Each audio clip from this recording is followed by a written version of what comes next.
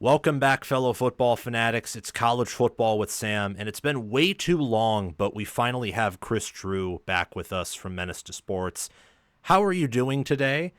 And how's college football been treating you so far in the preseason?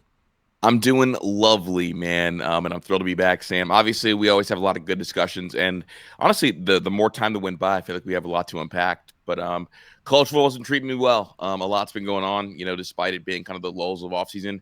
It feels like we're getting a new headline here, a new, pundit here saying something, conference alignment stuff, all the playoff talk. So I've been busy enough, Sam. So I'm doing really well. Awesome. That's fantastic. I've just been getting back on to Mm-hmm. YouTube and getting in the business of making videos again for really the past month.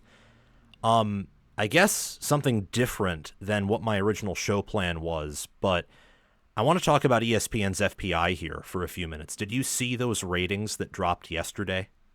I did. I did see the ratings, and the timing of it works out perfectly because it's right on the heels of all the SEC heads, trying to point out and talk about how much better their conference is and how they don't need to add a ninth conference game, all that kind of thing. So yes, I did see it, and I thought it was really fascinating. Yeah, I want to make a separate video on that for probably tonight if I can at the time of this recording, or maybe tomorrow, June 4th or 5th, whenever I get to it. But it's pretty crazy.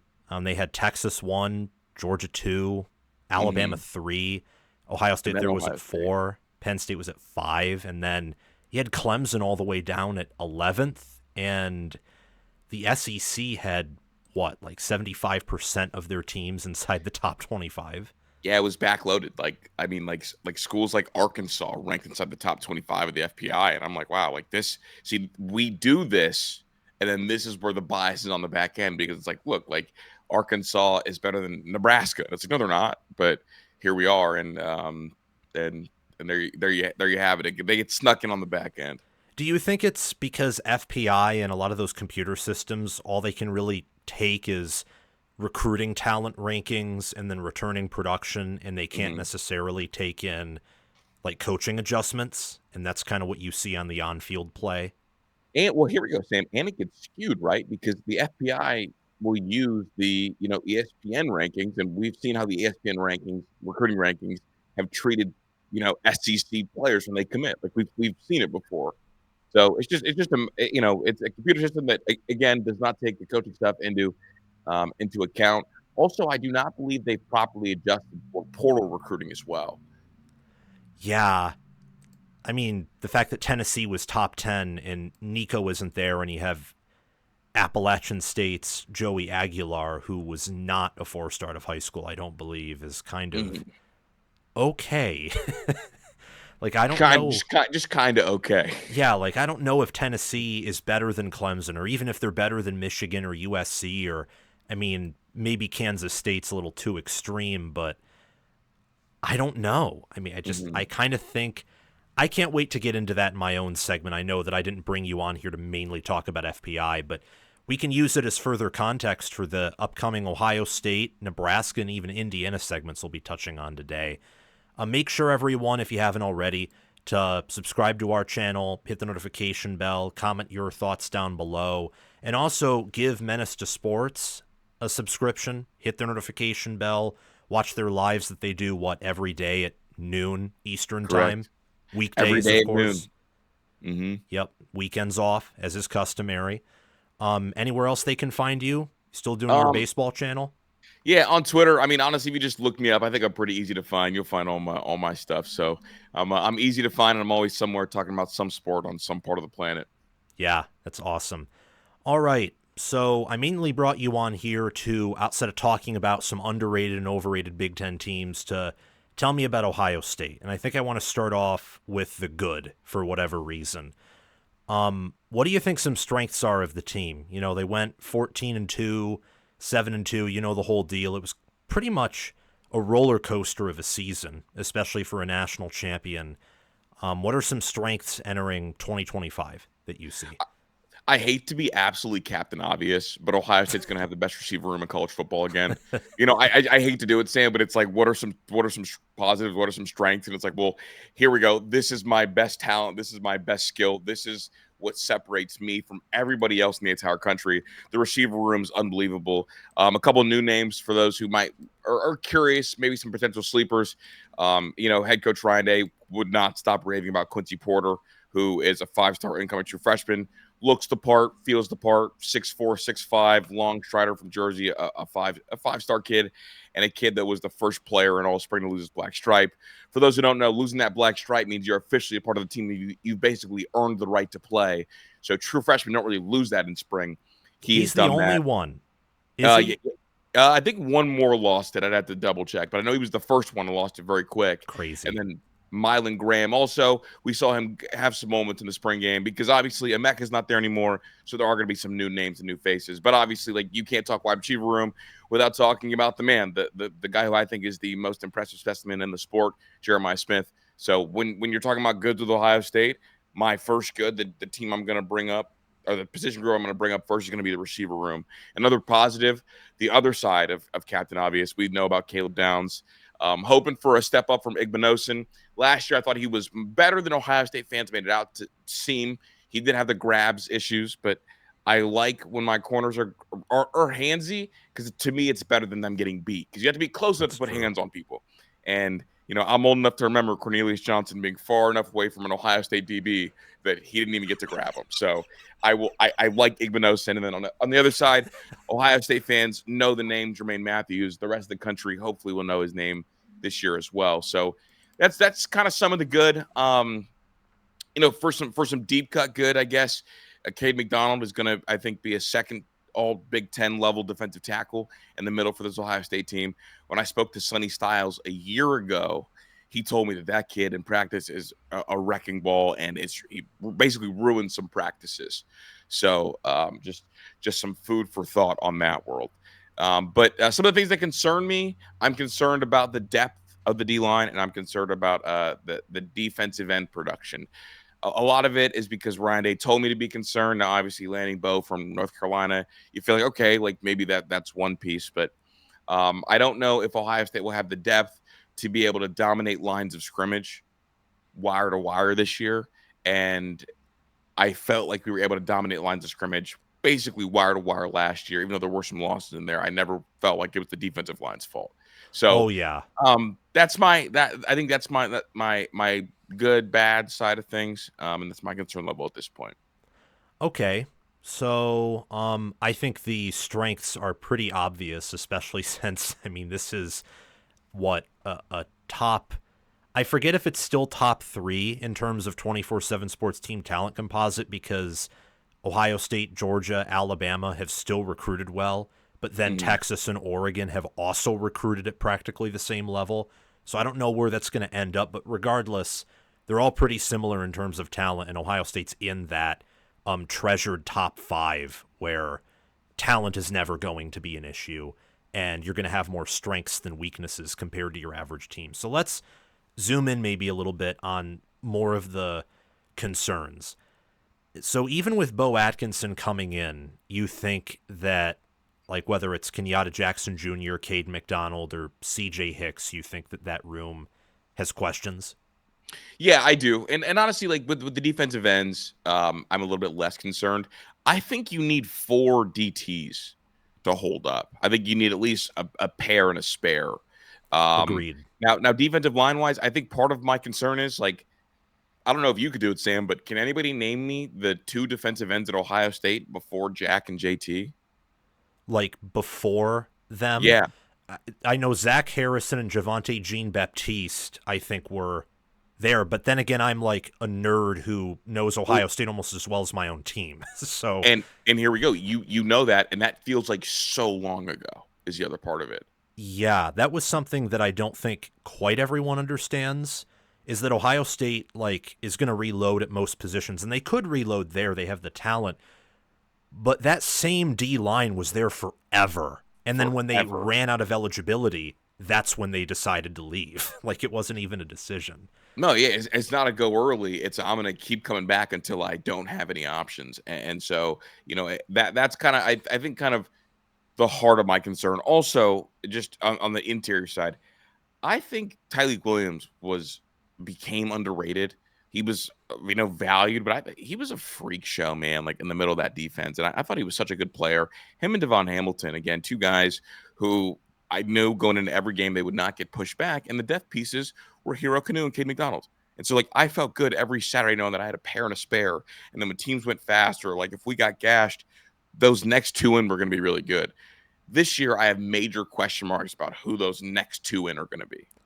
You think it's like a stark contrast to last year's room, or the 23 room where you had Hamilton, Williams, 23 you had Michael Hall, and then last year you had McDonald, and now you just have McDonald, Houston if he can put on weight, and yeah. So I like Houston a lot. I think it's the extra one that I'm really worried about. And honestly, you know what I have nightmares of? I have nightmares of that Georgia-Ohio State game, Sam. And I say this all the time, and people, they get the joke, but I'm so serious. I have nightmares of the fourth quarter rolling around, and Ohio State needs to stop. And Jim Knowles was not able to force a single punt at Georgia fourth quarter. Fourth quarter rolls around, and I see Jerron Cage jogging out onto the field. Oh, my gosh. In the fourth quarter of what basically is a pseudo-national championship game, Jerron Cage. And, like, that moment, I think, always has me a little bit, like, antennas up when it comes to defensive line, especially because Ryan Day told us every chance he got media availability-wise, we need defensive linemen. I don't really love where the D-line room's at. I need defensive linemen. So when that happens, and that's the only position group that he really talks about, naturally, Kris Drew and tennis, they go up a little bit. So why yeah, it's like the ant working in the field, and then like he feels an incorrect vibration and the antennas just go whoop. Yep. Boop, boop. It's like the radio towers. Yeah. Why do you think they only got Atkinson in the portal and not other D tackles? Just out of curiosity. I think Texas is playing keep away. Texas has this cool thing with this budget that I guess is not $40 million. It's probably like closer to 35. And every big time DT that hit the portal, there was three teams going after him. It was Georgia, it was Texas, it was Ohio State. And guess what? Texas, not only did they get Hero Canoe from Ohio State, they went and got everybody else. And it makes sense, right? It's like, look, do I need you? No. Do I want you? Yes. But my want becomes a need because I need you not to play for the other team that I play week one. Yeah. So it's like, not only am I going to strengthen my room, but I'm going to hurt your room by landing all these kids. So I know that the DT from Syracuse obviously was the one that Ohio State was very interested in. And Texas and the portal recruiting area does a really good job of not playing around, not having the little small talk conversations. This is what we are. This is our development plan. This is our track record. This is what we can do for you. And we can do everything Ohio State can, and we're giving you money, and we're going fast. So shout out to Texas for getting that done. Yeah, Texas and Oregon. I think I've made a few tweets about this recently, about how if the sport continues in the direction it's going in, their budgets are going to do this, and everyone else budgets are still going to increase, but not at the same rate. No, not the same clip at all. Yeah, I don't know if that's incorrect or not, but I'm skeptical of any outside intervention actually capping NIL or backdoor deals, because how are you going to limit a player being compensated for what he thinks he's worth, or what someone thinks he's worth? Yeah, I don't think it can be done, especially like when there's college sports, college football and basketball have been backdooring things in the shadows for a long time now. Like, this is not conspiracy theory me. It's well documented. So things have been in the shadows for a long time. Yes. Now they're legal. Now they're out in front. And if you try to limit them, guess what? We built this culture to operate in the shadows and backdooring players. And now some of it's legal and some of it's not. There's no way they're going to be able to put a cap, artificial or not, on things. Yeah. They opened Pandora's box. All this is going to do, this is at least my prediction, is it will just cause inflation. Like, now you have schools and boosters getting involved, and everyone's just going to demand more. Like the tight end from USC getting paid Bryce Underwood money. And Underwood's probably way more valuable than he is because he's a quarterback. A quarterback versus a tight end, a 1,000,000%. I mean, as soon as here's the thing, that kid's a really special tight end. And as soon as you see Georgia bow out, you knew that big buku bucks are involved, because any tight end at any level, if someone were to say, what schools do you want to go to? If you really care about the NFL and about value stuff, it's Iowa, it's Georgia, Like it's places like that. Yeah. Iowa, And Georgia, Penn State. yeah, that's the big three for tight end U, and this kid ends up going to USC, and an enormous bag. And honestly, I've kind of been back channeling this a little bit. I guess I'll tease some of it. USC's NIL ability is enormous through a lot of different avenues, but they've got two like main centralized pockets of wealth that are capable of giving out significant lumps of money and property, and they'll Ooh. be able to do that for quite some time. They haven't quite leveraged it in the first 2 years of NIL spending like Pandora's box, but it does feel like right now they're more than willing to at least start to cross that line. Yeah. Yeah. Wow. That's something else. I mean, maybe we can go off if we have time at the end to talk about it. It's the fact that I think USC and Oregon are both capable of having top 5 recruiting classes, and those aren't mutually exclusive.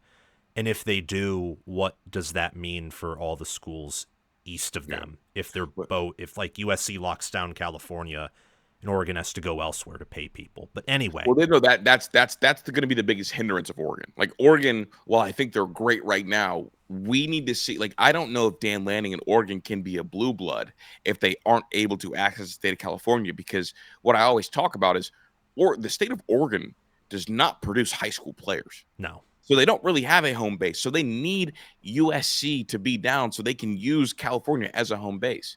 If USC starts to put these building blocks together and decides, you know what, we're going to be the spenders, we're going to make sure Oregon's not in our state or at least hinder them. That's really, really going to hurt Oregon because they're essentially using California and the shortcomings of USC as their home base. Interesting. Interesting. Yeah, that's something we could probably spend like 30 minutes to an hour talking Yeah. about. That's crazy. Any concerns with anything offensively for Ohio State, or maybe looking at the the cornerback room, losing some guys, returning Igbinosun? Naturally, I have my worries about quarterback play. Julian Saint's such a different style of quarterback, and you're going to lose some of that continuity because you are losing, obviously the OC and the DC at the same time. But quarterback play, definitely my antenna's up. I know that Julian Saint is a 7-on-7 merchant. I know that they have some concerns about his ability to, be a riser when things get tough, be a riser when the bullets start flying. But that feels like such a minute thing because we know he's got arm talent. And really, as long as Jeremiah Smith's out there, we're talking about someone who's going to have a real shot. So I do have my concerns about Julian Saint. They're not like big red flag concerns, but it's just, I think I just have like PTSD from like, you know, guys who aren't bullet risers like Kyle McCord, who made my Saturdays not very enjoyable. So that is what I have an antenna up on. And then also at the same time as I'm breaking in a new quarterback, I'm acknowledging that my running back room is going to take a pretty sizable step backwards. Now, still good, still playable, but a very sizable step backwards at the same time as getting a new quarterback and new center. So you're almost like entirely brand new up the middle at all 3 spots. And naturally, like as a football junkie, that's kind of where a little bit of a red flag goes up. So, for running back, what do you think is the more like important area for the running back room? The step back in just like rushing capability, in vision and experience, or the blocking? Because Henderson was a beast at blocking, and I Yeah. think Judkins was good too. They're both good. If I had to pick a more valuable skill, I would prefer the guys who are really good vision wise, being good tote the rock guys. I think those guys are able to keep your offense on schedule no matter what. Like if you've got a vision with elite footwork and elite vision and an elite running back, a runner of the football, that keeps your offense more on schedule. I love good blockers. I think being a really great blocker is really important. But like with that being said, you can have a great blocking running back and your offense could still not be on schedule because other things have to go right around that. Yeah, I think that makes a lot of sense right there. That's something that I've been curious about, and I think you'll see it in week 1 because Texas's defense might be the best they play on the entire schedule. So you'll get to see what everything's made of. It's probably going to be the same for the whole team. That's why I love that game. and I hope those games don't go away, is you'll see very quickly at least what a large chunk of these teams' chemistries and makeups are. Yeah, no, I agree. I think it's super important for those games to kind of stay, I'm excited for that game. It is definitely a little nerve wracking though. Week one, you don't really get to see Julian saying it all. It's just boom right into the fire. So we're gonna find out really quickly if he's a riser or not. Absolutely. I think he's actually a little bit underrated when I look at all the national rankings and how many people don't have him top 5. I mean, there's a chance he's not because he's a redshirt freshman who hasn't played all that much. But at the same time, I kind of think to myself, if Kyle McCord was top 10 in QBR, if Will Howard finished the year first, if Stroud was first or second in both of his years there, like the resume's there to give benefit of the doubt that, like, hey, he's going to at least be good. I think he's gonna be really good. I think I would be more confident, and I think more people would be more confident if he would have beat Devin Brown to be the number 2 quarterback by the end of the year. I can see that. Yeah, That I makes think that sense. Ohio, and I guess like I'm privy to like more information. I think Ohio State asking Devin Brown to stay around for the postseason run after he hit the portal. To me, I think that's where okay, like it's the end of the year. Julian Sands should be ready to be the backup quarterback for the national title run, and Ohio State asked Devin to stay. Now, obviously, like Ohio State also let Devin walk, so you got to think that Julian Sands has something. But I think there'd be more confidence if he became the number 2 at some point last year, and we saw him in moments. Because here we go, the lasting image of Julian Sands for Ohio State, and fair or not, the lasting image is him playing in that Tennessee game and having the ball slip and like basically spiking into the ground. Oh, So when that okay. happens, I think there's like a little bit of a okay, like we know he's good, we've seen the tape, we know he's got arm talent, but what was that? And am I insane enough to crown him right now? All that being said, I expect by the end of the season him to be a top 5 quarterback in the country. Okay. Yeah. You've given me a lot more to ask of you next time you come back on for sure. A lot of things to think about.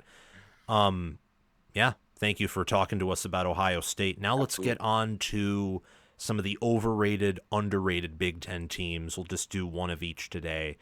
You think that Nebraska, I mean, come on, they're top 25 in FPI. They can't be overrated. Of course, with heavy sarcasm there. What makes you think that they're not up to standard or people are a little too high on them right now? They're kind of getting whispers of being what Illinois or what Indiana was last year. And I think a lot of that is kind of off the strength of Dylan Raiola and Dana Holgerson being there. I feel like they still have plenty of holes in their roster. And I don't think Dylan Raiola in year 2 is going to take a big enough leap to cover up a lot of those holes in the roster. And I guess that is, I think that we're falling in love with the hype train. I think if they have another quarterback, a 4-star quarterback there last year, and they go through the same record, a quarterback that's not as famous as Dylan Raiola, I think nobody at all is speaking about them the way they are. I think there's a belief that not Dylan Raiola is a floor raiser and a significant ceiling raiser, and I think he's one or the other. So I think the pairing of him and Dana Holgerson is getting a little bit overhyped. The same, and so for me, when I look at tiers, I don't think Nebraska is a tier 2 Big Ten team. I think they're right below that. And so for me, that's why I think they're being a little bit overrated right now, personally, when I look at them. I get that. 100% I get that. Where do you think the holes are? I think you and I will be on the same page, but I just want to see what your thoughts are. Well, can I ask you about the receiver room, about what you think? I think the receiver room is pretty good if the portal additions pan out. My concerns are pretty much all about the defense and whether Okay. or not Raiola has legs.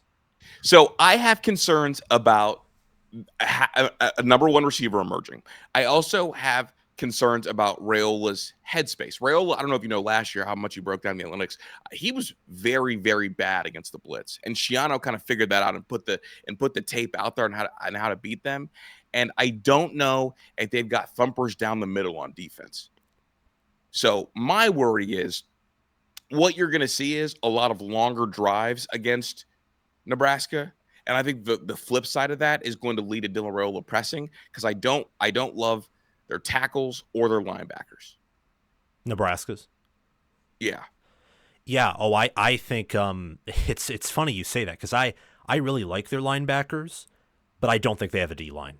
Like I Yeah. have my all Big Ten teams, and I've mentioned this before on videos, and it's gotten people confused. I have six. I have six all Big Ten. I have six all conference teams, like massive amount of teams. Hmm. And then we're the usual, like you usually have 2D tackles. I have three. Actually, I have four. And then four DNs and four linebackers. Like I just have a ton of players represented because I think it's important to represent a lot of players because there's just so many good ones. And that way it helps me do research and see what rooms are stronger, like get an idea for depth, not just Yeah. starting talent. I don't have Nebraska with a single defensive lineman in all of my six teams. None. No, none, none. Like I do not think that room's good at all. And it's a 3-3-5. Yeah. Like this is not four down defensive linemen, and it's probably a good thing that it's not for them this year. Maybe I'm wrong. Do you worry that they're too small linebackers and D line? I don't know enough to go there. I think that the guy they got from the Sun Belt, Marquise Watson Trent's pretty good. I think that Shavers looked good last year, and they got Dasan McCullough in the portal, who when healthy's good. But they lost, I think, almost all of their two deep D line from last year. And I don't think they got guys in the portal to reload. And you and I both know what happens when you're on the D line and you get pushed off a few yards from the line of scrimmage, like Texas Clemson. Quarterback, if he's intelligent, looks around, shifts protection, calls a different play, and yeah, the running back's off for like a long touchdown and all your momentum sapped away. Yeah, so you're right. You're probably a little bit higher on Shavers than I am. Okay. And I think those linebackers are going to be in trouble a little bit when that D line's getting pushed back. Oh yeah. And then what about their DBs? Like I don't think their DBs were very good last year. No, they were. I mean, they were bad last year. They did have a couple of moments though. Like there were times where it was like, okay, like that's a good string of possessions against like Colorado in particular. But other than that, a lot to be tossed up. I don't think Elijah Judy's big enough. Just so you know, I don't think so either. Like how big is he? He's 6'2", 285. Ooh, that's like Illinois getting Kurt Neal out of the portal, who didn't even weigh in at 290 at Wisconsin and had like a 30 PFF grade. And I think to myself, wait, you're all picking Illinois to go to the playoffs, and they're starting, I don't know if it's D tackle or nose tackle, what they call him in their 3-down defense, but they're going to rely on that guy to stop like opposing runs up the middle. I just don't think you could do it. I don't think you can do it. I don't think if I've got 3 down linemen and the guy in the middle weighs 285, like I don't like it. No, you shouldn't. That's bad. And then like you said with the wide receivers, they got Dane Key, they got Naziah Hunter. Yeah. Ja'Cory Barney Jr. is probably their best bet at being wide receiver one because he's younger and was good. He's going to be their one. Okay. And then it's all about whether or not Raiola has the pocket presence to like kind of get better against the blitz and better maneuver the offense. Well, I just keep thinking about in chess matches or just in general, a lot of times sophomores are young quarterbacks no matter what. When you're not on the field for long stretches of time, because I don't think Nebraska's going to be great against the run. So if you're not great against the run, naturally there's going to be more time between drives, and that's when we see young players start to really press. And so that's where I worry about Raiola. So press is in like put pressure on themselves to get their team.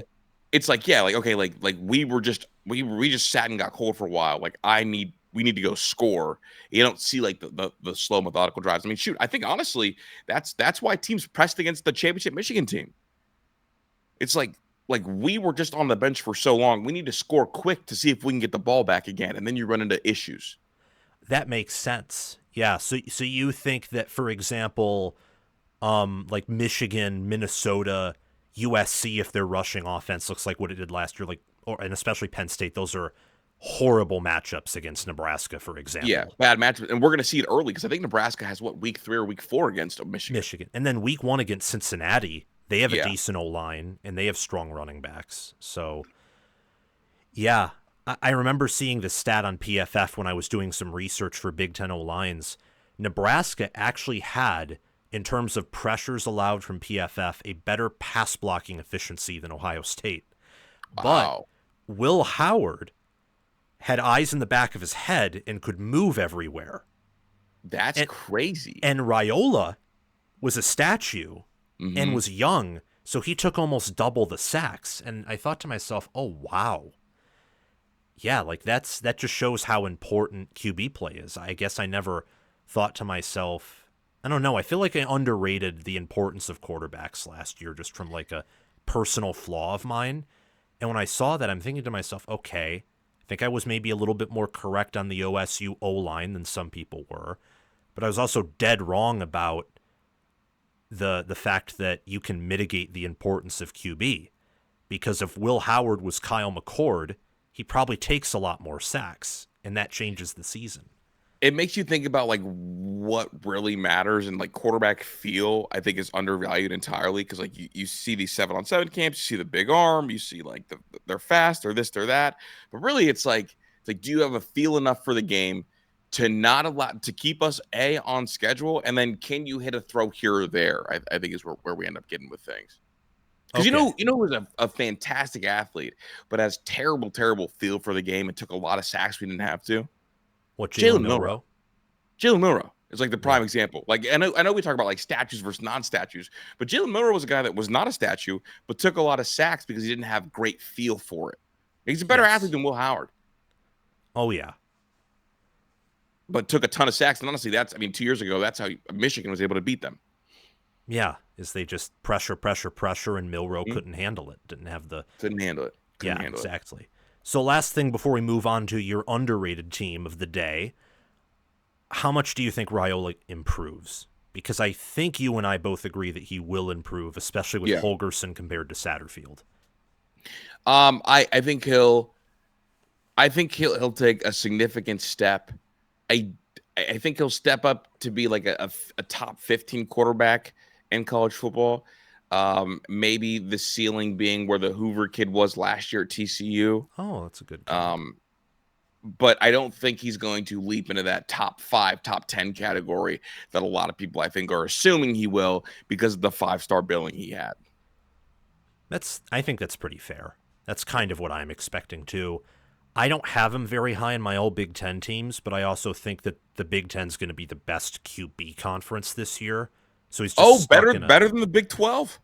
Not at the beginning of the year, but by the end of the year, I think pretty easily at the end of the year. Maybe that's a bold opinion of mine, but Sayin I love, Aller I love in year 2 of the Kolnicki system. I love Mendoza, who we'll be talking about in a few seconds.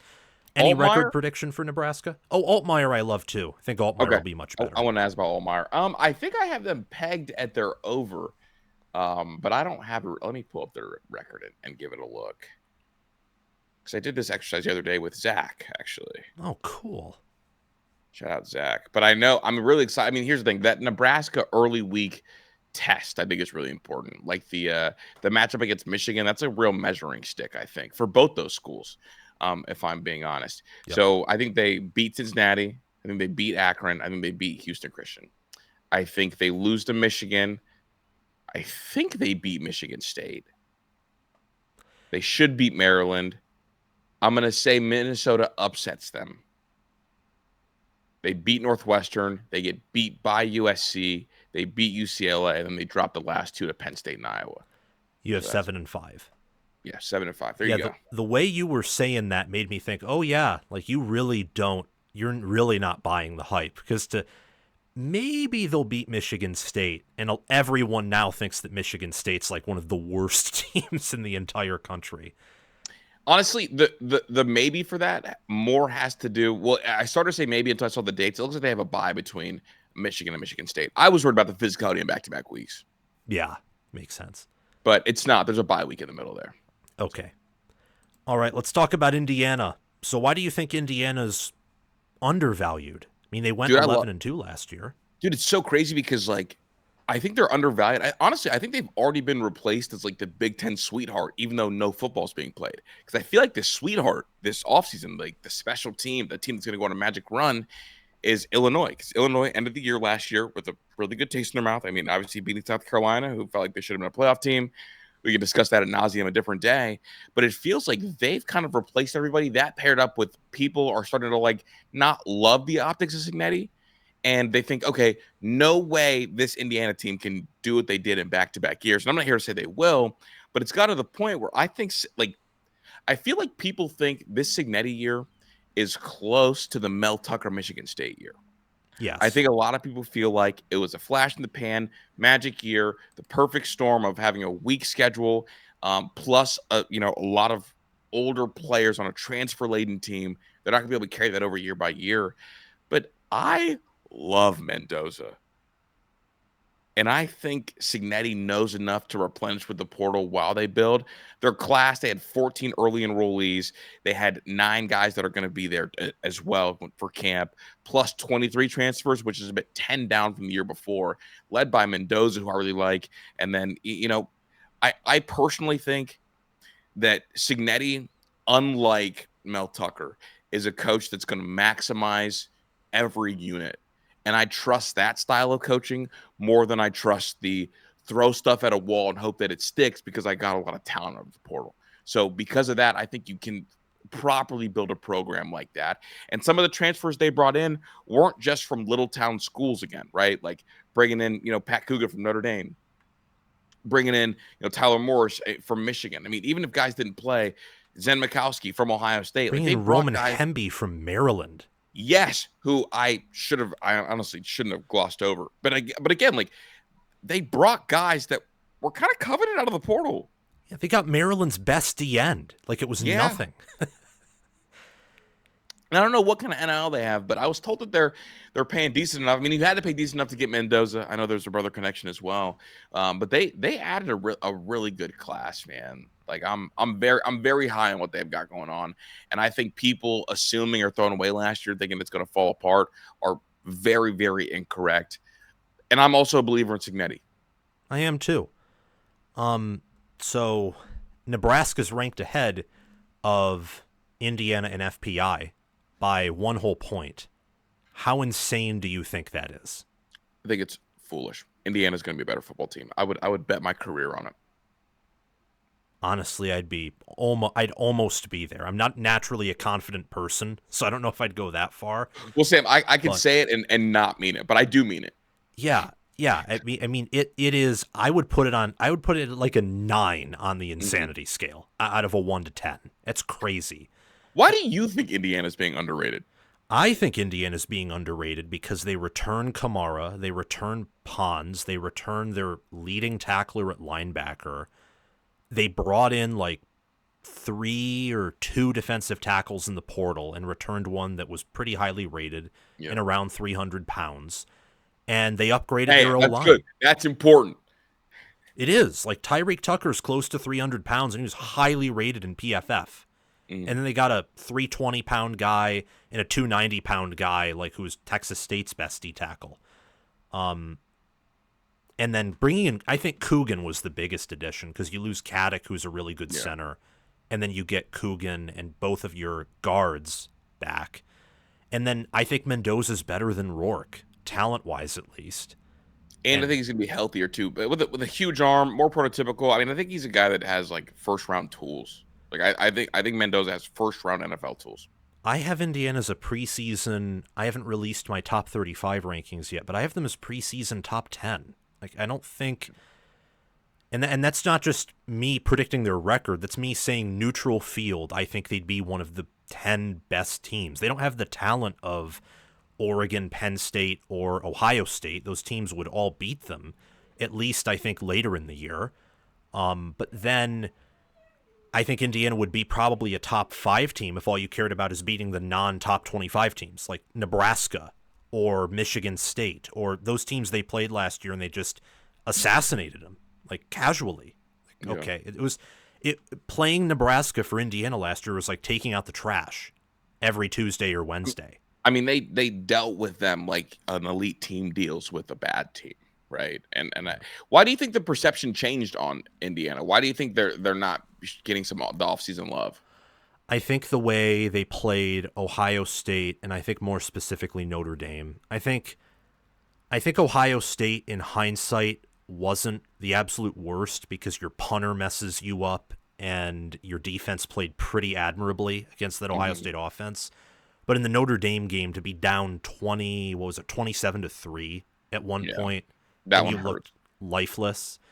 And on top of that, too, I don't think anyone liked how Indiana blew out people, ran up the score, took a weak strength of schedule to their advantage.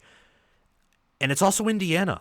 Like That's the last part. There's such a small brand that I don't think people even want to root for them because so many other programs or fans of programs who are better than Indiana like them being bad because then it's just an easy win. And you can't. I'm a Michigan fan, for example, as you know, and hopefully most watching know. I would pick Indiana to beat Michigan by probably double digits this year. Really? Yes, because the coaching edge is so insane, and Indiana has the trench play to kind of not stuff Michigan in a locker. I'm not going to go that far, but they'd negate they would negate Michigan's advantage. Like their D-line isn't just good up front. It has enough depth to suffer an injury and they'll still be good.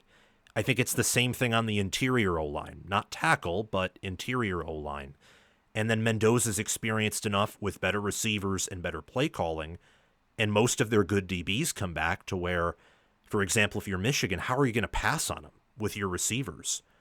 And then if you're Oregon, like Oregon week 1, who's replacing everyone and is breaking in a new QB, and Indiana brings back a lot of guys and has continuity, I don't know. I just think I think Indiana is super, and I mean super undervalued. I think so too. You're talking big cash stuff right now, though. You are. I have barred myself from commenting on Michigan until I see Bryce Underwood play a little bit more. So I won't comment. I won't comment that you might be higher on Indiana than I am, but I do think Indiana's going to be a really good football team. Yeah, and that's with me thinking that Underwood's going to immediately be a great quarterback for Michigan. Immediately, it's funny because stylistically, I don't know if they'll even. I don't even know if he is a great quarterback. I don't think we'll know until like week 5 or 6. That makes sense. Yeah, I mean, I'm someone who's high on Michigan, but I think Indiana's better than Michigan at the same time, just for context, and certainly better than Nebraska. I think unlike last year, if these teams, well, Indiana ran over Nebraska last year, but I think this year it'd be more of that if they played. Indiana would run for a bunch of yards and control the clock, and Nebraska would kind of just try to play catch up. Yeah, play catch up. There you go. Yeah, absolutely. So thank you for talking about these teams, Ohio State, Nebraska, Indiana. Next time we bring you on, we're going to have to do this again because this was fun.